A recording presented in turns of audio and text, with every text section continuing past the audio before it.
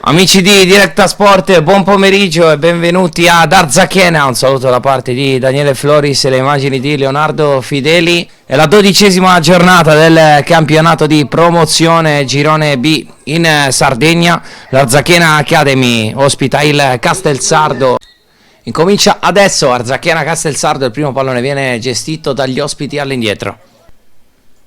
Un destro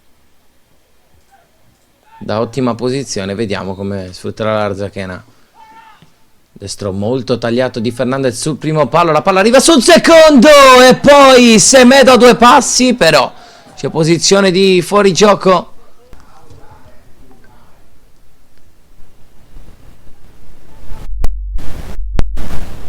Poi attenzione a questo tentativo e l'Arzachena trova il gol del vantaggio in avanti 1-0 dopo 22 minuti, riuscito a sbloccare il match alla seconda occasione che ha avuto dopo quella in fuorigioco da parte di Bonovi. Arriva il gol di Bonivardi e 1-0 per l'Arzachena. Bonivardi perde palla, Manconi in avanti riesce a lanciare Palmas 1 contro 1, area di rigore, Palmas calcia troppo largo il suo tentativo di conclusione.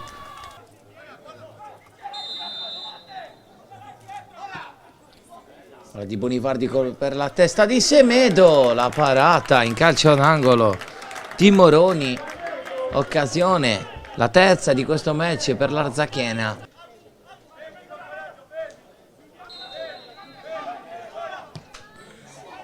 Palla sul cuore dell'area di rigore, ultima deviazione è di un giocatore del Castelsardo. Ancora il pallone in avanti, entra in area di rigore, la mette in mezzo, dietro, c'è una possibilità per Joy, calcia e trova il palo quasi. Semedo viene tratto in avanti, da solo, non ha compagni, deve aspettare, preferisce andare da solo. Semedo entra in aria, Semedo se la porta troppo largo, il calcio trova all'esterno della rete tra gli applausi del pubblico.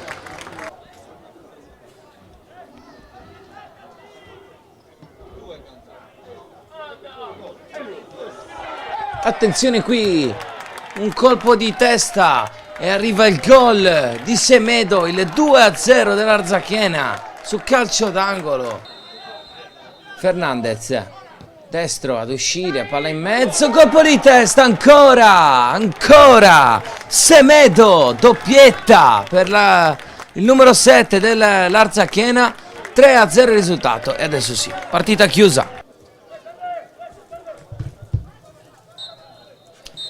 Fischia 3 volte il direttore di gara, finisce Arzachena Castelsardo 3-0 per i padroni di casa.